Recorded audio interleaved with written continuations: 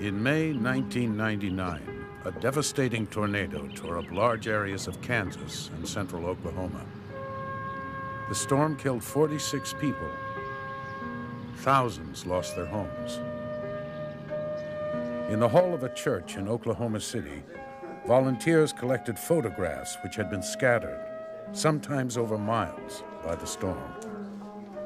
Their hope was to return these treasured possessions to people who had lost almost everything they owned. I don't know. I had boxes of them, and I don't. They just all flew away. The back of the house where I kept all my picture albums was sucked away. In the hallway where all our pictures were, everything is gone. Pictures are more important than all the other stuff we lost. You know, the furniture and all that stuff can be replaced.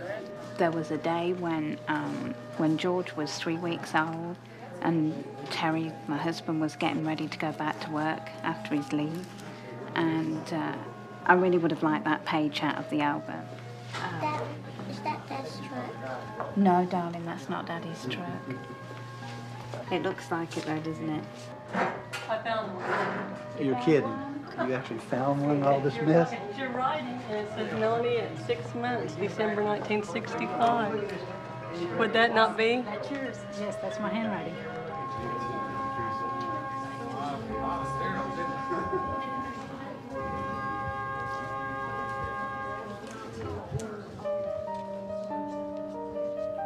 We take photographs, we keep photographs for so many different reasons. And even within the pictures that I have in my office, there are a number of reasons for having them. Some are of great emotional memories that I want to preserve. Some happen to be a record of something that I did I'm proud of, and I like to have it around me. And it's a kind of a proof I did that, I was there. Someone, when I was maybe 12, 13 years old, gave me this picture book. The pictures showed us what the rest of the world was to which we aspired.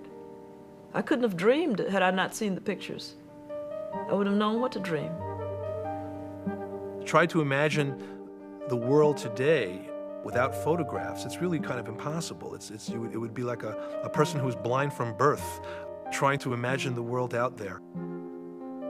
Photographs are on the periphery of our lives, a sort of visual undergrowth that we take for granted.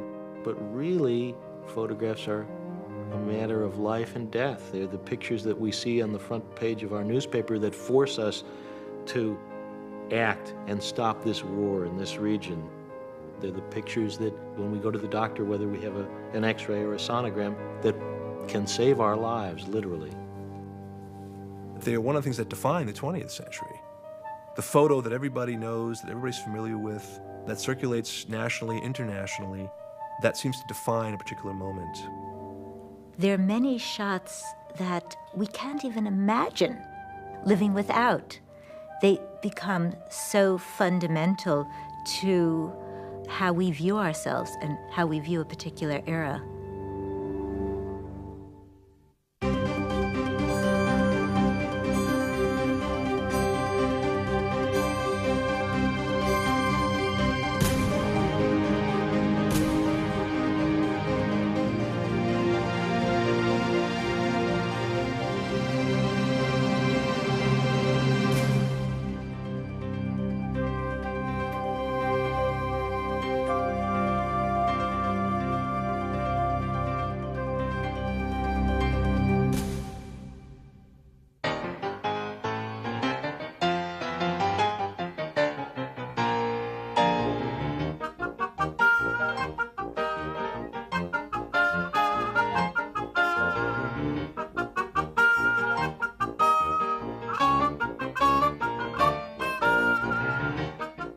On February 1st, 1900, a new small box camera appeared in stores.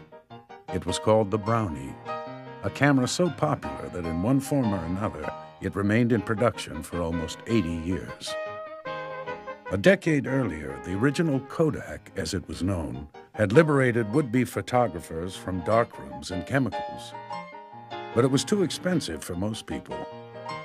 The Brownie was something new. A small, solid camera with very few controls. The price was only $1. That was within the reach of the working class.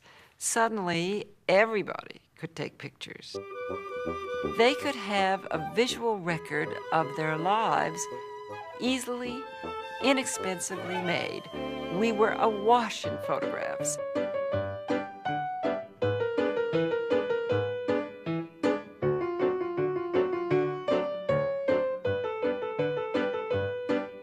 Before the Brownie, ordinary people would have their pictures taken only once or twice in their lives.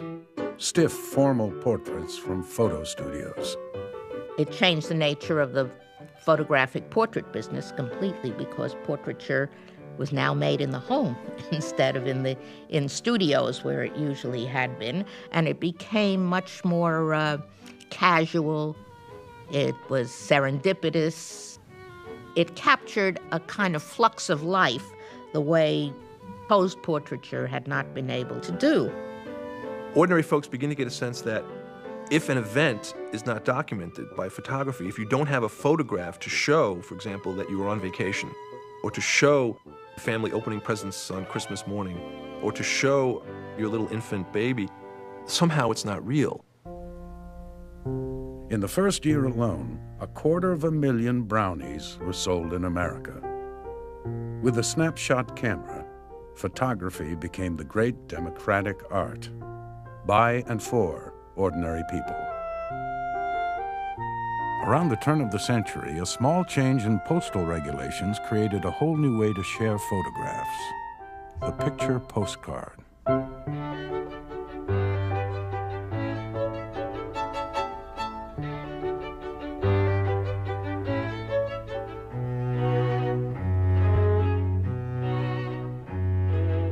The paper moon, of course, being the most notable studio prop of the time. And here's true patriotism.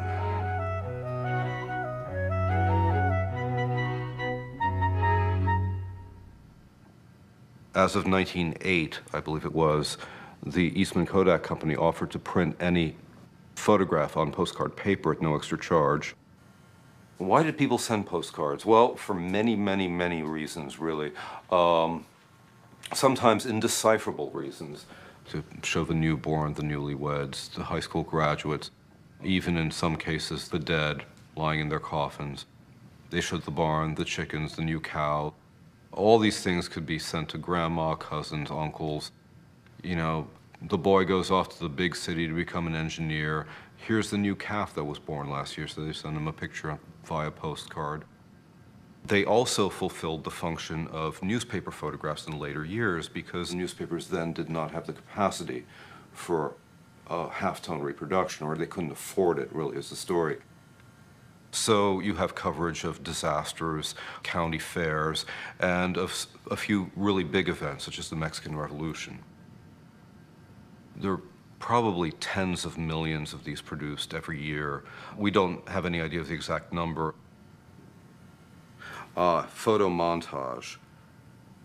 The Wright biplane in Springfield, Minnesota. We actually believe that the plane flew down Main Street.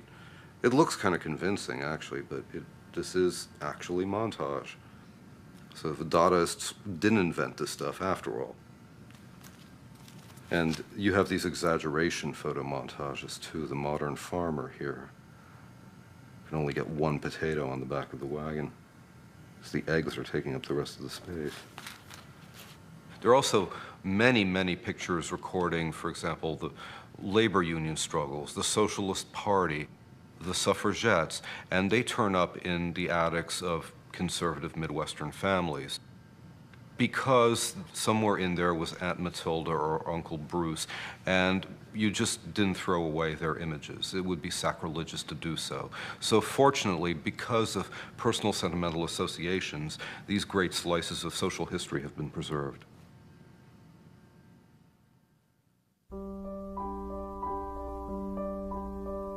For most of the 19th century, photographs could not be reproduced in magazines or newspapers. If photos were used in books, they had to be glued in by hand, one at a time. Then, in the 1880s, a process called halftone was invented, making it possible to print photographs directly onto a page. But it would take years for publishers to appreciate how this mass production of images could change the world. In 1905, Gilbert Grosvenor was the editor of a dry scientific journal with 3,000 earnest subscribers. It was called the National Geographic. The magazine was losing money hand over fist, and Grosvenor was under pressure to increase circulation. But how? The answer came by accident.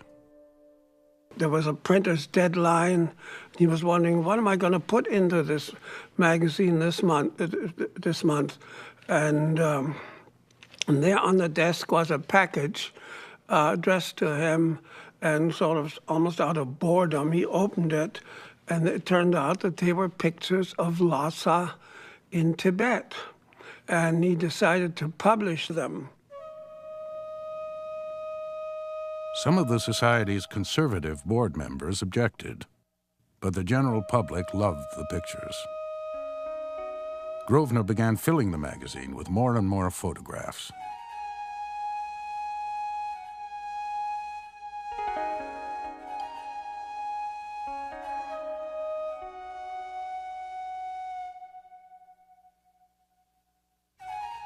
Suddenly, the wonders of the world were on your doorstep. And everybody could see a land that almost nobody was going to or could go to readily. It was some place that was not like home. It was somebody who was not like you. They were in odd costumes, and some of them were not in much costume. National Geographic pioneered the printing of color photographs. Photography made the magazine a huge success. Circulation soared from 3,000 subscribers to almost 500,000 in just 10 years. It was very valuable to own and to have, and you treasured it. Oh, I think Americans learned a great deal from it. I can remember so many foreign places, Indians, half-dressed people from Africa, you know, things like that, which, as a girl going to a church school in New York, we never even thought of the natives in Africa. It was through these pages that generations of Americans formed their impressions of the world.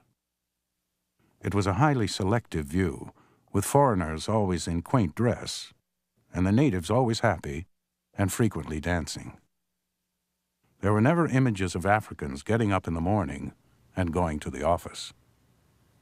It was a way of rationalizing this kind of colonialist point of view, actually. The West was dominating a number of those countries, and they were made beautiful, exotic, attractive, whatever, in photographs and articles, which subtly said that, interesting as they were inferior to our wonderfully upstanding, technological, civilized, sophisticated civilization.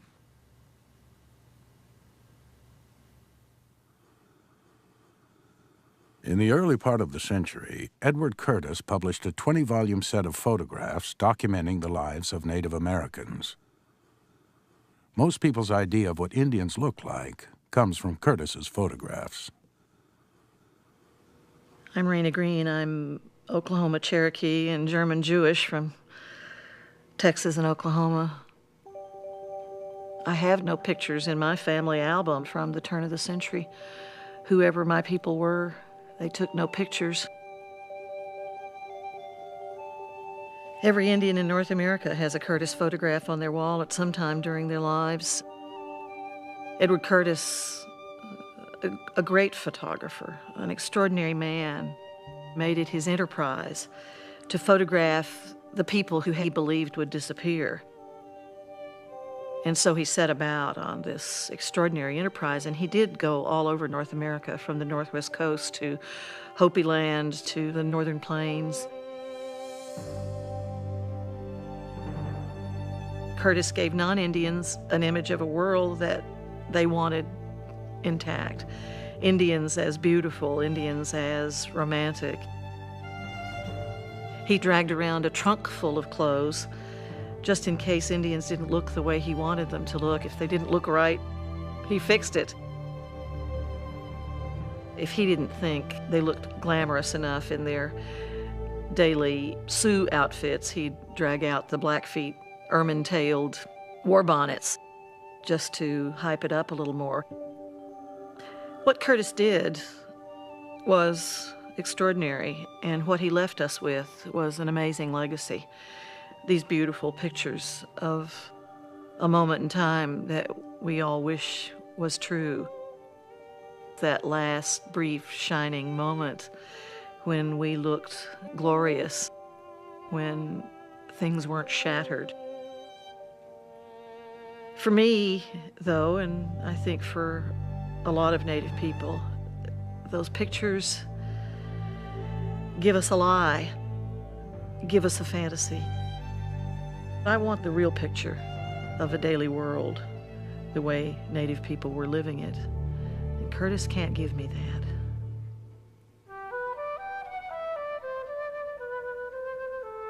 Frank Matsura photographed hundreds and hundreds of Indian people at the time. He was making pictures of all the things they were, of all the ways they looked.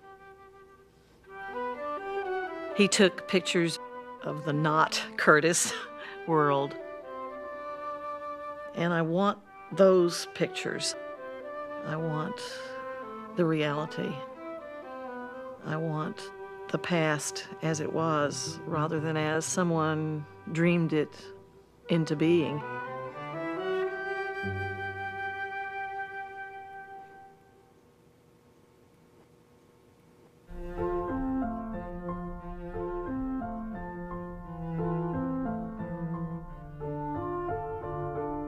Is photography an art?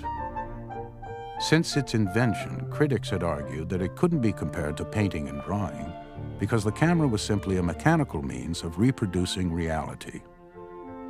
And now there was the snapshot camera. Where is the art, the critics asked, when all you do is press a button? The problem for serious photographers at about the turn of the century was that basic photography had become so easy that there was no longer any distinction in being a photographer.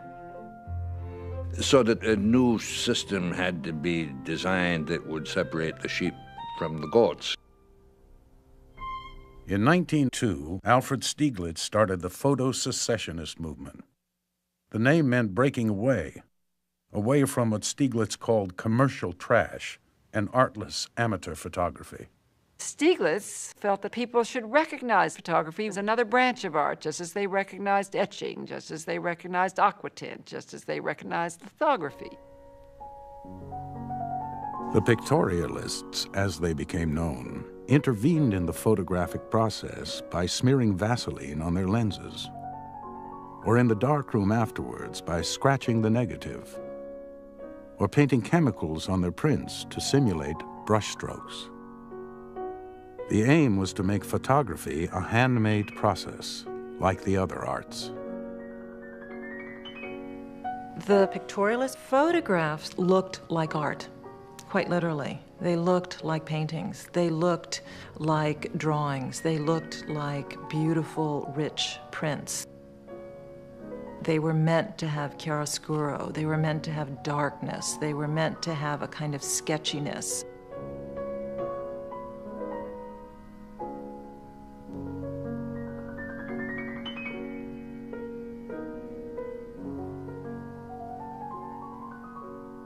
These pictures do have a very seductive quality, which is one of a sort of a dream world. It's a kind of place where you don't have to have things exact, where you can enter a kind of floating existence that is not too unlike music.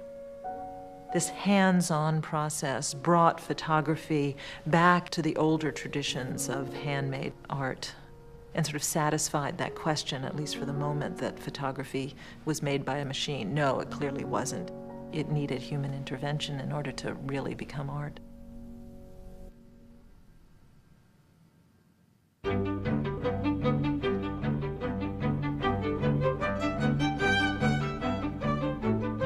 In the first decades of the century, America was speeding up.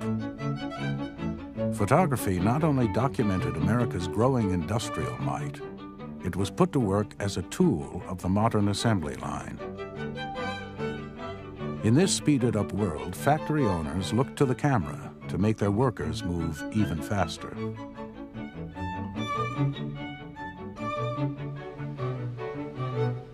Frank Bunker Gilbreth took his first step into the field of management in 1885 when, on his second day as an apprentice bricklayer, he questioned why he was being taught several different methods for laying bricks. His interest in finding the best method led to his development of motion and fatigue study. Early in the century, Frank Gilbreth used photographs to break a worker's every action into the smallest units, revealing every unnecessary movement. He studied the fastest workers in order to teach maximum efficiency to everyone. In Gilbreth's cyclograph technique, he attached flashing lights to a worker's fingers to indicate the length of time a motion would take. Soon Gilbreth's photographs were changing the lives of everyone from golfers to oyster shuckers. Gilbreth observed that surgeons took more time looking for their instruments than they did in performing the operation itself. He suggested a new procedure. Keeping an eye on the incision, the surgeon would extend an open palm to the nurse and utter the now famous words, "Scalpel, please." Some accused Gilbreth of turning skilled workers into robots, but the bosses loved his techniques. Gilbreth even brought his zeal for efficiency to his own large family. His children got their revenge when they wrote about home life with their eccentric father and called it cheaper by the dozen. Gilbreth died of a heart attack at age 55.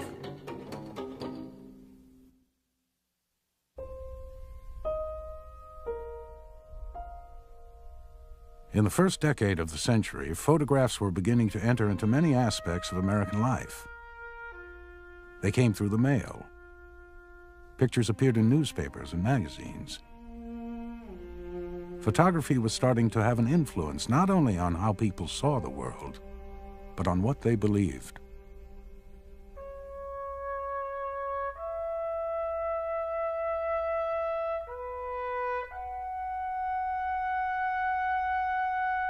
Writers had been describing the sufferings of the poor since before the time of Dickens, but no one thought of using photographs to advocate social change.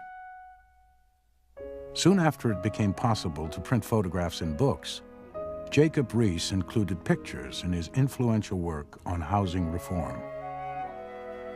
Riis's work inspired Louis Hine, a teacher who first picked up a camera as an educational tool. In 1906, he was hired by the National Child Labor Committee. They hoped that photographs might lend powerful support to their campaign to make child labor illegal. Hine and the National Child Labor Committee set out to educate the American middle-class public about the need for legislation. Hine's purpose was to show that children who worked so hard would be used up, would not provide America with an intelligent working class. Hine assembled his pictures into exhibitions and slideshows which crisscrossed the country. His photographs reached a huge audience, people who had never seen these kinds of images before. They were both moved and outraged.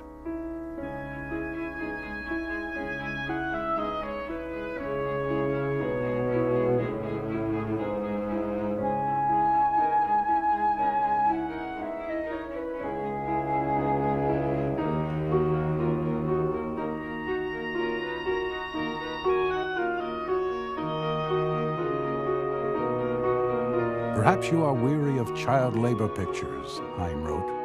Well, so are the rest of us.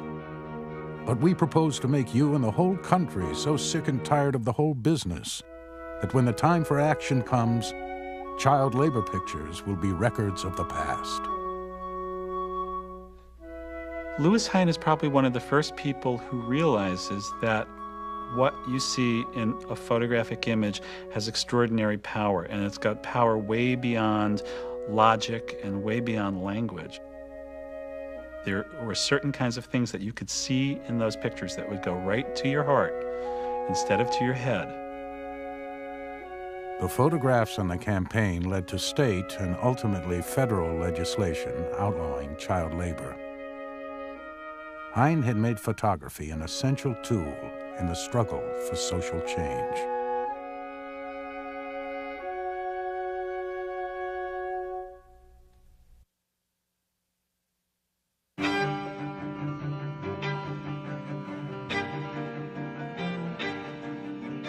It was 1915. In politics, in the arts, and in the world of ideas, revolution was in the air. Cubism, Freudian psychoanalysis, Einstein's theory of relativity. Jazz, with its strange new rhythms, was sweeping America. Even ballet was causing riots. Everything was changing. But in photography, the pictorialists were still evoking foggy, romantic images of the past. One photographic artist would lead the medium into the modern age. His name was Paul Strand. Strand had been working in the shadow of Stieglitz's teachings for a couple of years when finally in 1915 he brought in a portfolio of prints to the older man and showed him what he had been doing. Stieglitz looked at the portfolio and said, "Well, young man, this is it. You have created a new and great modern art." Strand realized that the camera had a unique ability to capture shapes and forms simply, directly, and in sharp focus. The modernist movement he pioneered was called simply straight photography. And that aesthetic became the aesthetic of the 20s. It meant that you took things the way they were and you did not manipulate them in the darkroom. The picture was supposed to look the way it looked in your viewfinder. The camera was supposed to be clearly focused. You were supposed to face reality, not muck around with it. Instead of distorting the image or manipulating the print afterwards, Strand would emphasize the selection and framing of the picture. The art would depend on the eye of the photographer. The big revolution that Strand instituted in America was an investigation of abstract form. He took the shadows made by a chair railing on the porch and a table, and then once in a while he turned the picture on its side, so you really weren't certain what it was. He had looked at work by Picasso and Picabia and Braque and Matisse in Stieglitz's gallery. He really knew something about abstraction, and he was doing something similar with a camera. Strand's enthusiasm for sharp-focused realism was shared by a new generation of young photographers. Edward Weston, Imogene Cunningham, Walker Evans. As Strand put it, the camera would now become an instrument of a new kind of vision.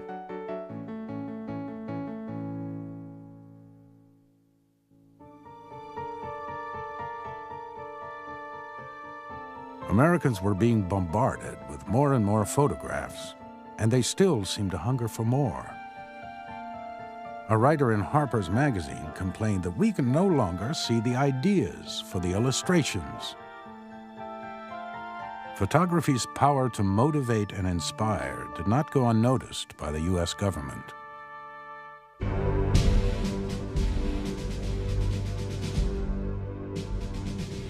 In 1917, the United States entered World War I. The war did have its enthusiastic supporters, but much of the country remained to be convinced. A large percentage of the population was isolationist and believed that it was senseless for Americans to die in this distant European conflict. Just 1 week after America's declaration of war, President Wilson established the country's first propaganda agency. It would unleash a massive media campaign to rally the country to the cause. The camera, tightly controlled, became an important weapon of war. In the First World War, any photography of the troops was designed only to raise their morale, or to raise the morale of the folks at home. It was the government's attitude, and I think correctly, that photographs depicting anything disgusting might slow down enlistments as well as annoy the home front. Photographers were kept away from the front lines, and most images of combat were either posed or taken very far from the action. Government censorship was total. In a war in which over 10 million people were slaughtered, no newspaper or magazine was ever permitted to show a photograph of a dead American soldier. We heard a great deal about the trenches. I haven't thought of it really until you brought it up. The fact that we didn't see pictures and pictures of dead soldiers. I don't remember seeing many photographs of death. No, I don't.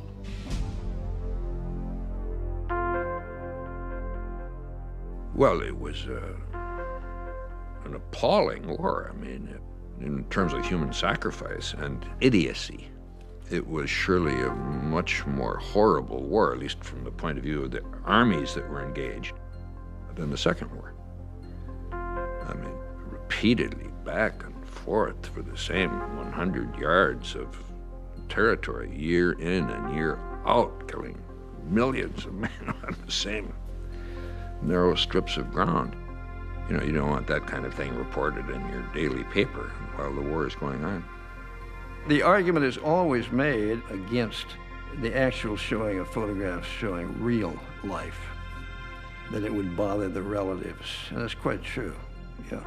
My position is that I want to bother the relatives, you see, because I think war is a really appalling business, and I think it's everybody's business to know how appalling it is. The actual horrors of war, although censored at the time, had in fact been photographed. In the 1930s, as hostilities were again building up in Europe, these photographs were published by America's anti-war lobby. Right up until the moment that the Japanese bombed Pearl Harbor in 1941, they bolstered the country's determination to avoid foreign wars. The pictures showed the truth, that modern warfare was anything but glorious.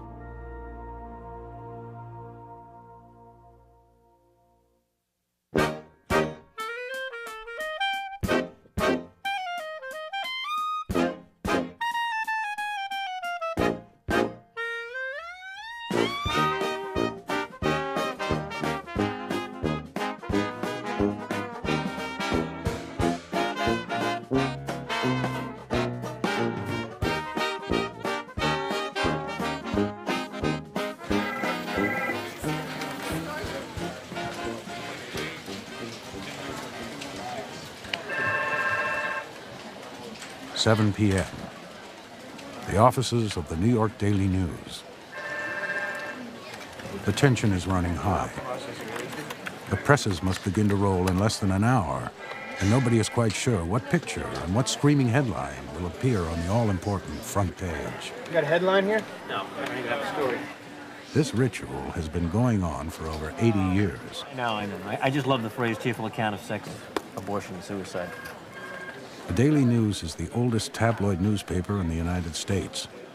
When it started publication in 1919, it was the first paper to sell itself on the basis of pictures. It was then called the Illustrated Daily News, and its logo was a winged camera. That camera went every place and brought the news winging back to you, and it had photographs, and it had big photographs, and it had a lot of photographs. The one driving principle of assembling a page, then as now, is that you're focusing on one specific story.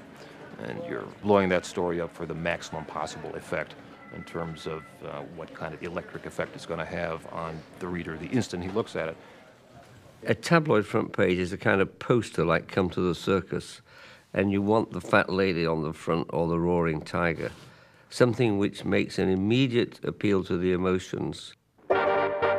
Newspapers did 6, 7 editions a day. So you want the biggest, loudest, brashest picture that you can splash on the cover of that newspaper to get people to buy your newspaper, to get people to buy, that edition of your newspaper. So pictures are used to attract attention.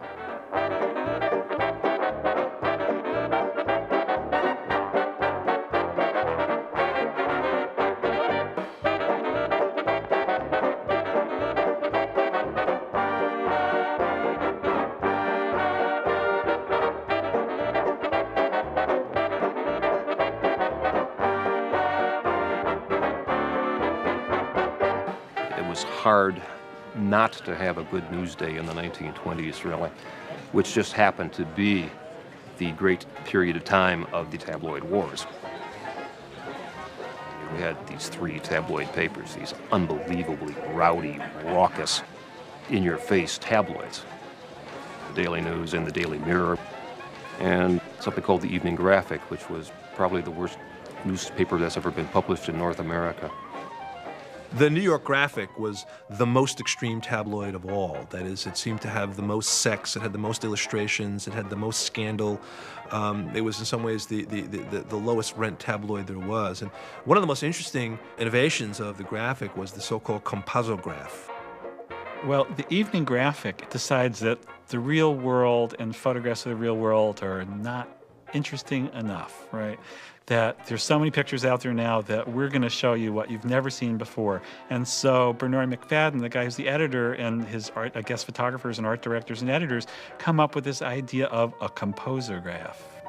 What they would do is stage the photograph, often using staffers at the newspaper, copy boys and stenographers, having them pose, and then later pasting in the faces of the principals. One of the most famous uses of the composograph came during the Rhinelander scandal. Wealthy socialite Kip Rhinelander was seeking a divorce from his wife Alice. He claimed she hadn't told him she was part Negro.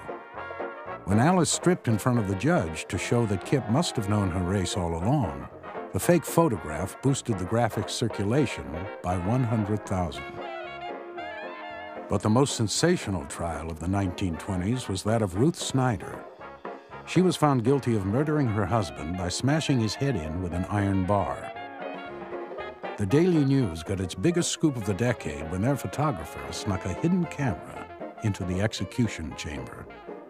The Daily News photographer had a camera strapped to his ankle, and you see Ruth Snyder being electrocuted. Shocking photograph.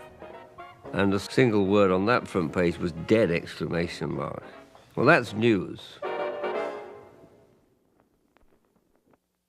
I think in photography or in life, the truth always loses out to fantasy. I mean, the truth is there, but wait, fantasy?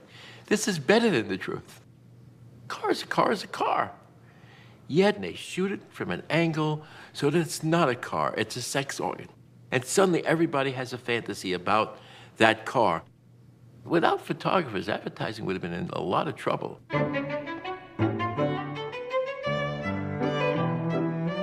In the 1920s, photographs began replacing drawings in printed advertising. A photograph could show the product in a direct and believable way. It was remarkable how much more the public responded to photographs than to drawings. People believed the photograph. They knew that drawings could lie, but they believed that photographs were true. Advertisers realized that photographs could invest their products with drama and glamour. The most avant-garde art photographers were showing the way. Paul Strand had used the camera to explore the shape and form of a car fender. Paul Outerbridge took a loving close-up of a telephone. Weston made a beautiful photograph of an excusado, a toilet. The camera can elevate the most lowly object into something quite magnificent. Advertisers were quick to apply modernist photography to the business of selling. With the skill of top photographers like Edward Steichen, a cigarette lighter could be transformed into an object of desire. The advertising photographs of the 1920s is where modernism starts hitting its vernacular stride in the United States. And you see, you see a lot of fuddy-duddy advertising in the 1920s, obviously, but occasionally you see, an isolated celluloid collar against a checkerboard background, and it just says Bauhaus, but here it is appearing in some American publication in 1924. The message is, become the new person. Step into the modern world. The photograph isolates, monumentalizes, and in some way worships these objects. And we can scarcely help but respond to them on the same level. It helps to bring about a revolution in advertising. By the 20s, advertising is not read, it's seen. And that's a testament to the fact that increasingly advertisements are organized around photographic images.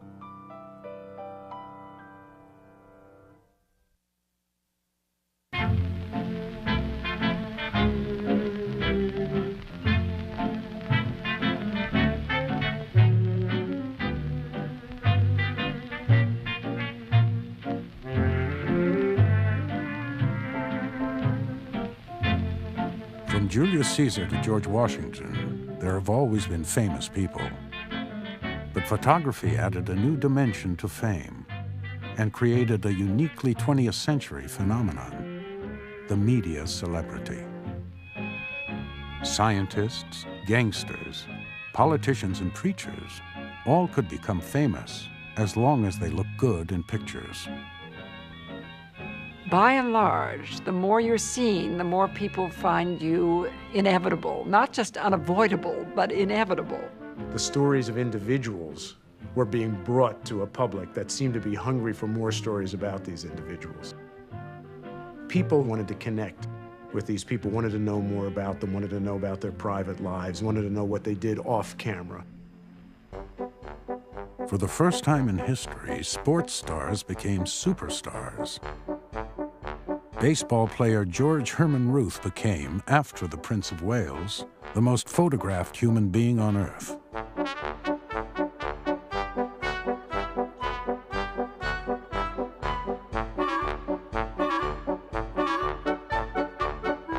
Babe Ruth was the first sports star to have his image marketed as a commodity, selling everything from anchovies to zippers. As a baseball player, he earned $50,000. As a celebrity, he made millions. In Hollywood, photographers like Clarence Sinclair Bull and George Harrell invented a new school of publicity photograph that was instantly recognizable. They didn't merely photograph stars, they created stars. They didn't merely capture an actor's image, they invented it. They defined glamour.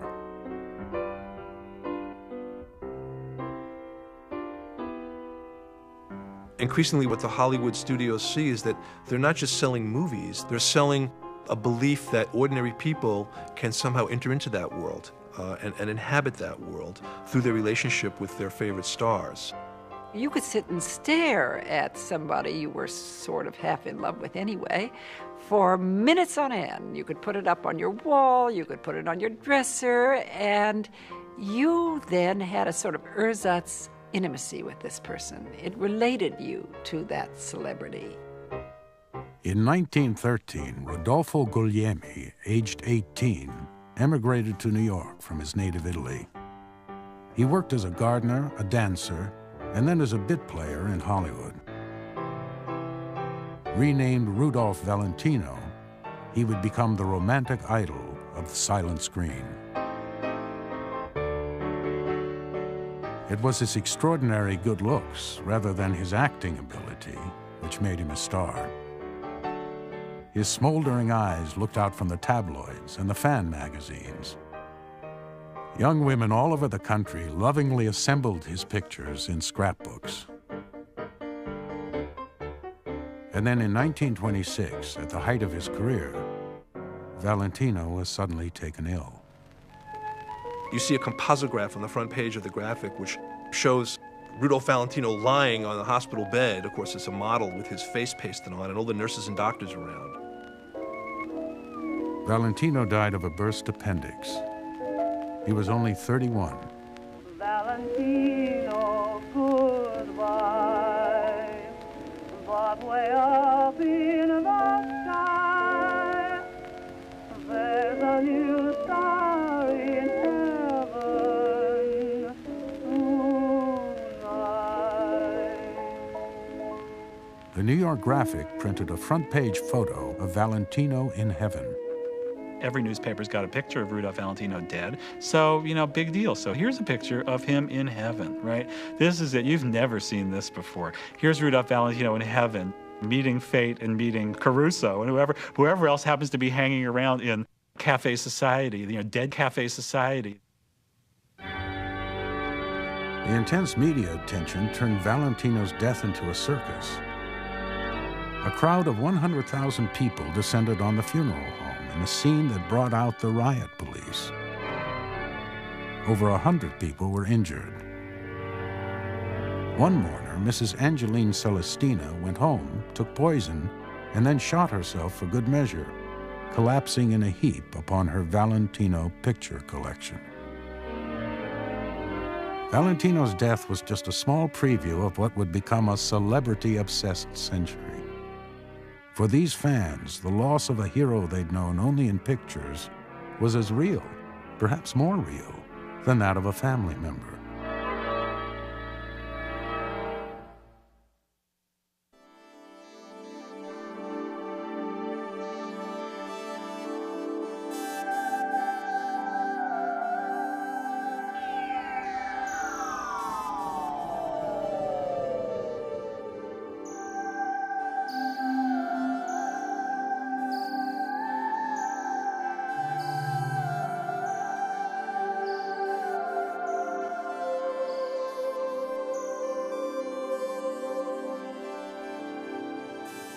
Some people are moved by pictures of celebrities or of disasters or of war.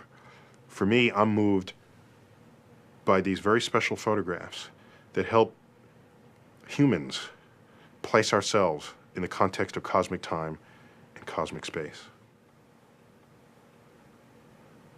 20th century astronomy would be unthinkable without the photograph. In the early part of the century, just before photography started to play a significant role in the acquisition of data on telescopes, what were astronomers doing? They were looking through eyepieces and drawing what they saw.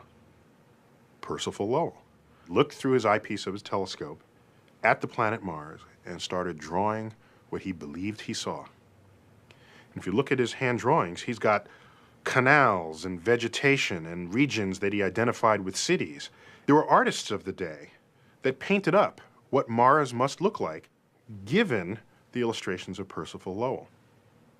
Only later did people come to terms with the fact that since nobody else saw what he saw, maybe this system of canals was in his imagination. What photography did was neutralize any effect that your imagination might have in your acquisition of data. But the photograph wasn't simply a recording of what you saw. It could be much, much more than that. What the human eye sees does not compare to what you can recover with the help of a photographic emulsion. The naked eye sees about 6,000 stars in the nighttime sky. The Milky Way contains billions of stars, but they're so far away that their light is just smeared into this glow. You don't resolve it. Whereas a photograph, you can open the shutter and leave that film exposed for as long as you choose. A minute, 10 minutes, an hour, 10 hours, 20 hours. And in so doing, however feeble that source of light was, it will accumulate on the photographic emulsion.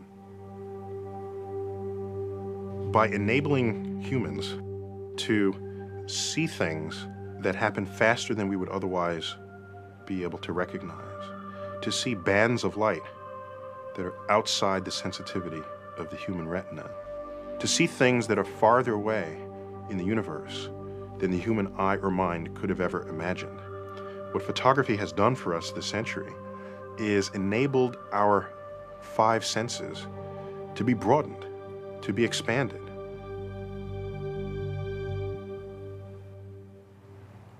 A few years ago, I was invited to come to Moscow where a film of mine, a film that I directed, was being shown. So my wife and I went to Moscow, and we were there for the screening, and then this voyage started, a voyage back to roots.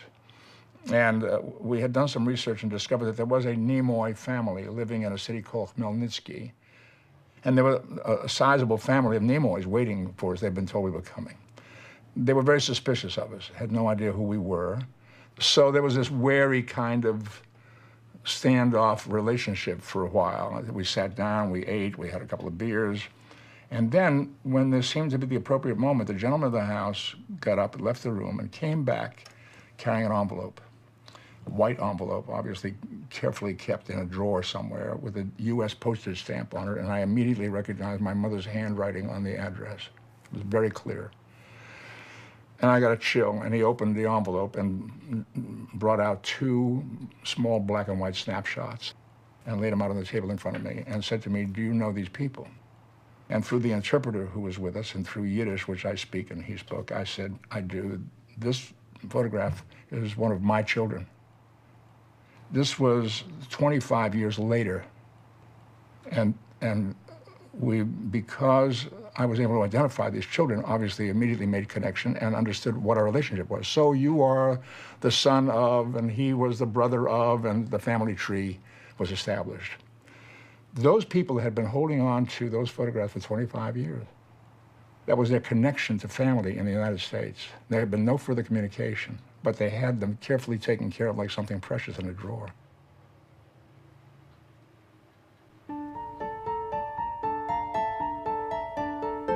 It had been 30 short years since the introduction of the Brownie.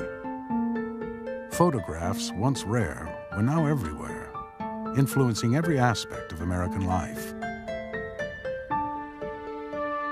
It seemed as if photography had reached its peak, but the medium had yet to show its full power.